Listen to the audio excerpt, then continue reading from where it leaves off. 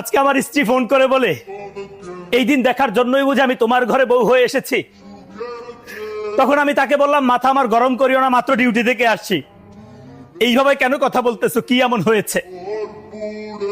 তখন সেই কথার জবাবে আমার স্ত্রী বলে, সামান্য একটু তরকারিতে লবণ হয়েছে, তাই তোমার ছোট ভাই আজকে আমাকে মারতে এসেছে। বাবার কাছে ফোন দিয়ে বললাম, কি ব্যাপার বাবা, তোমার ছোট ছেলে কিভাবে এটা করলো? বড় ভাইয়ের বউ তো সেটা হয় মায়ের সমতুল্য, তাহলে কিভাবে সে মারতে গিয়েছে? বাবা আমার সেই কথার জবাবে বলে, তোরই তো ছোট ভাই, তার বয়স কম, মাফ করে দে, একটু না হয় ভুল করেছে। আমি বাবাকে বললাম, এটা কোনো কথা বললাম বাবা, ছোট বলে বুঝি তুমি কোনো শাসন করবা না?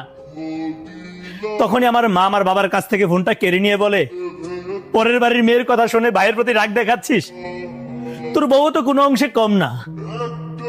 অবশেষে বুঝতে পারলাম আসলে আমার ঘরে আমার কথারই নাই কোনো মূল্য, সেই ঘরে আমার স্ত্রী কিভাবে পাবে মূল্য। আসলে একটা সময় আমি নিজেও তাদের কাছে ছোট সন্তানই ছিলাম। আজকে আমি বিয়ে করেছি বলে হয়ে গেছি বড়, তাই আমার ঘরে একটা কুত্তার মূল্য আছে, আমার নাই কোনো মূল্য। ভাই, আজকে একটা দুঃখের কথা বলি। আমার আপন মানুষের অভাব নাই, আমার আপন মানুষের অভাব নাই। ঘুম ভাঙার পরে দেখি আমার পাশে কেউই নেই।